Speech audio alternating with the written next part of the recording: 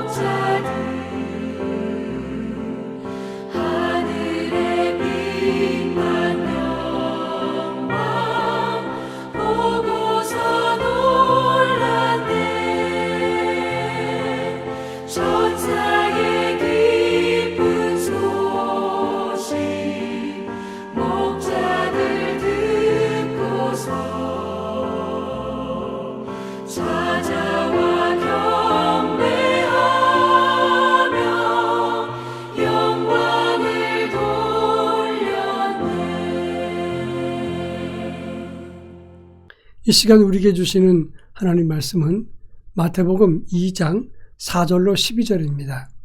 마태복음 2장 4절로 12절 말씀을 한 절씩 교독합니다. 제가 전체를 읽겠습니다. 왕이 모든 대제사장과 백성의 서기관들을 모아 그리스도가 어디서 나겠느냐 물으니 이르되 유대 베들레헴이오니 이는 선지자로 이렇게 기록된 바 또 유대 땅 베들레헴아 너는 유대 고을 중에서 가장 작지 아니하도다. 내게서 한 다스리는 자가 나와서 내 백성 이스라엘의 목자가 되리라 하였음이니이다. 이에 헤롯이 가만히 박사들을 불러 별이 나타난 때를 자세히 묻고 베들레헴으로 보내매 이르되 가서 아기에 대하여 자세히 알아보고 찾거든 내게 고하여 나도 가서 그에게 경배하게 하라. 박사들이 왕의 말을 듣고 갈새 동방에서 보던 그 별이 문득 앞서 인도하여 가다가 아기 있는 곳 위에 머물러 서 있는지라. 그들이 별을 보고 매우 크게 기뻐하더라. 집에 들어가 아기와 그의 어머니 마리아가 함께 있는 것을 보고 엎드려 아기께 경배하고 보배압을 열어 황금과 유향과 모략을 예물로 드리니라. 그들은 꿈에 헤로데게로 돌아가지 말라 지시하심을 받아 다른 길로 고국에 돌아가니라. 아멘. 세계에서 가장 행복지수가 높은 나라는 부탄이라고 합니다. 근데 그 나라에 첫눈이 내렸을 경우 정부에서는 그날을 국경일로 선포한다고 합니다. 이 첫눈은 하늘에서 내리는 축복으로 여기고 하루 동안 온 나라가 축제 분위기가 된다고 하는 것입니다. 첫눈이 내리는 것을 모르고 늦잠 자는 사람이 있을 경우에 그 집 앞에 눈사람을 만들어주고 다른 사람들이 행운을 빌어줍니다. 늦게 일어난 사람은 눈사람을 만들어준 사람들을 초청해서 음식을 대접하고 고마워한다고 하는 것입니다. 여러분, 하늘에서 내리는 첫눈도 그것이 큰 복이라고 생각한다면 하늘에서 이 땅에 구원으로 오신 예수님 얼마나 큰 복이 되겠냐 하는 것입니다. 예수님이 탄생하신 날, 그날은 국경일이 되는 것이고 온 세상 사람들이 함께 기뻐하는 축복의 날이 되는 것은 당연한 것입니다. 우리 모두 성탄의 기쁨과 감격을 나누고 함께 기뻐하는 행복한 성탄절이 될 수 있기를 주의 이름으로 축원합니다. 오늘 본문은 헤롯 왕 때 동방박사 세 사람이 동방에서 별을 보고 그에게 경배하러 왔다가 황금과 유황과 모략을 예수님께 예물로 드렸다, 선물로 드렸다 하는 내용이 오늘 본문의 내용입니다. 이 본문에서 주는 교훈을 함께 살펴보겠습니다. 먼저 2절에 보면 동방박사들은 동방에서 그의 별을 보고 그에게 경배하러 왔다 이렇게 말씀했습니다. 이 동방박사들은 바벨론이나 바사 혹은 아라비아 지역에서 살던 박사들이라고 판단을 합니다. 그 지역은 천문학과 점성술이 매우 발달했던 지역입니다. 하늘의 별을 보고 이 땅을 천문을 연구하다가 아주 특별한 별을 발견하게 된 것입니다. 그리고 이 별은 왕의 나심을 상징하는 별이다 이렇게 판단하고 동방에서부터 그 별의 주인공을 찾아서 경배하러 왔던 것입니다. 천문이든 또는 점성술이든 연구하다가 왕의 별이 떴다 이 한마디 하고 그것을 끝날 수 있습니다. 그러나 그들은 자기들이 확신한 그 일에 대해서 이론으로 그친 것이 아니라 먼 거리를 찾아와서 그분께 경배했다고 하는 것입니다. 여기에 참 믿음이 무엇인가, 참 지식이 무엇인가를 우리에게 설명해주고 있다고 하는 점입니다. 여러분, 하늘에서 별이 떴다, 왕의 별이 오셨다, 이론으로 또는 자기 상식으로 하는 것이 아니라 자기 확신한 일을 위해서 행동으로 증명해 보이기 위해서 그 먼 거리를 와서 아기께 경배하겠다 하는 것입니다. 우리도 예수님을 만왕의 왕이라고 믿고 안다면 그분을 찾아가 경배하고 예물을 드리고자 하는 자세가 필요한 것입니다. 그런가 하면 9절과 10절 말씀 보면 동방박사들은 별을 보고 오다가 예루살렘에 들어갔습니다.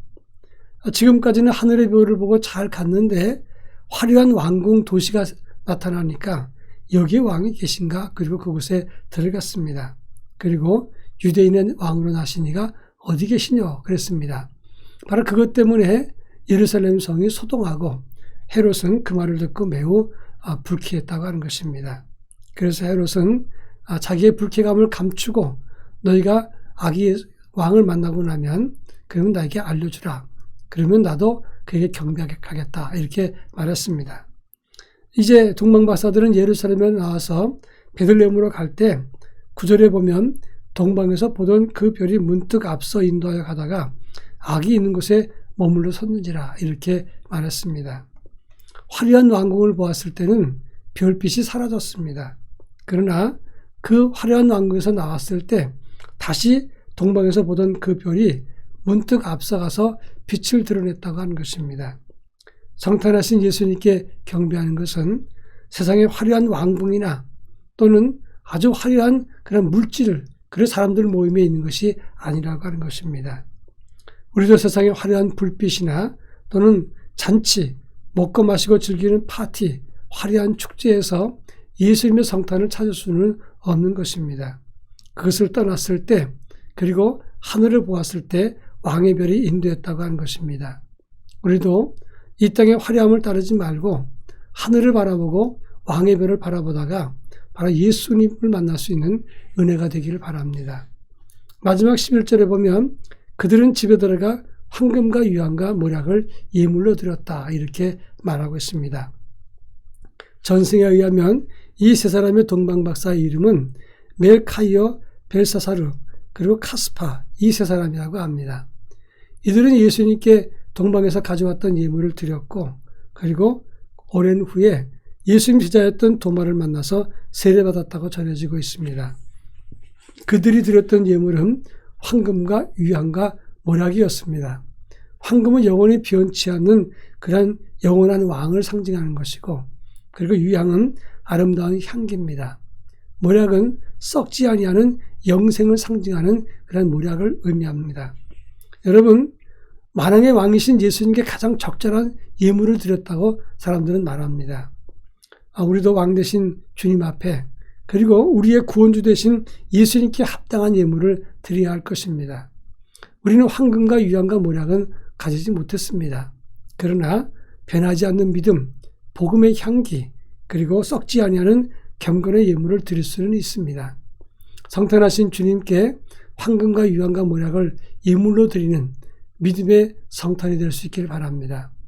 하늘을 바라보고 주님 별을 보다가 우리 이 땅에 오신 예수님을 직접 체험하고 만나는 복된 성탄이 되기를 축원합니다. 다 같이 기도합니다. 예수만 바라보고 합당한 예물을 주님께 드리게 하옵소서. 기도하겠습니다.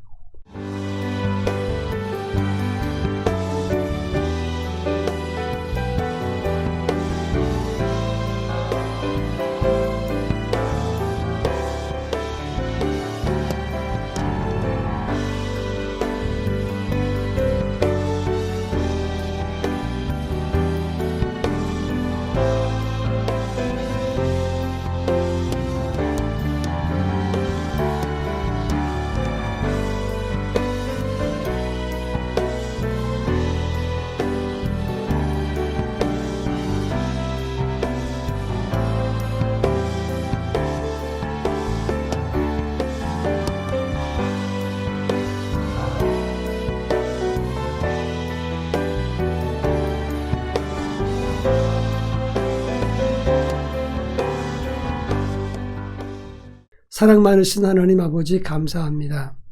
동방마사들처럼 하늘의 별을 보고 가다가 아기 예수를 만나게 하시고 만왕의 왕이신 주님께 가장 적절한 선물 황금과 유향과 모략을 예물로 드리는 저희들이 될 수 있도록 은총을 더하여 주옵소서. 변하지 않는 믿음과 복음의 향기, 그리고 썩지 아니하는 참된 경건을 주님께 예물로 드리게 하옵소서. 예수님의 이름으로 기도합니다. 아멘.